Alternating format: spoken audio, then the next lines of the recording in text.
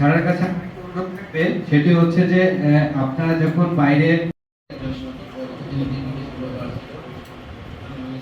বাগেরহাটের রামপালে প্লাস্টিক ও পলিথিন দূষণ প্রতিরোধে অভিজ্ঞতা বিনিময় সভা। বিস্তারিত থাকছে বাগেরহাট থেকে এইচ নান্টুর প্রতিবেদনে। প্লাস্টিক পলিথিন দূষণ প্রতিরোধে বাগেরহাটের রামপালে সরকারি ও বেসরকারি প্রতিষ্ঠানের সাথে এক কর্মশালা অনুষ্ঠিত হয়েছে।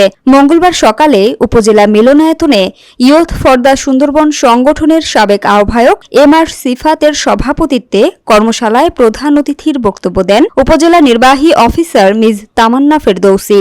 বিশেষ অতিথির বক্তব্য দেন উপজেলা যুব উন্নয়ন কর্মকর্তা জাহাঙ্গীর আলম, উপজেলা কৃষি কর্মকর্তা অলিউল ইসলাম, প্রেসক্লাব রামপালের সভাপতি এম.এ. সবুর রানা, সহসভাপতি এইচ নান্টু। এ সময় অন্যান্যের মধ্যে উপস্থিত ছিলেন রূপান্তরের জেলা coordinator Khondokar Jilani Hossain, youth for the সুন্দরবনের আহ্বায়ক রাসেল শেখ, সদস্য সচিব ফারুক শেখ, প্রান্ত বাসার, কানিজ ফাতেমা, রনি প্রঞ্জয় মণ্ডল প্রমুখ।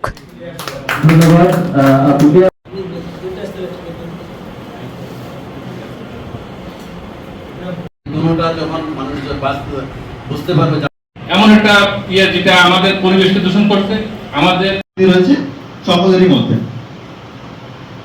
সুপারিশ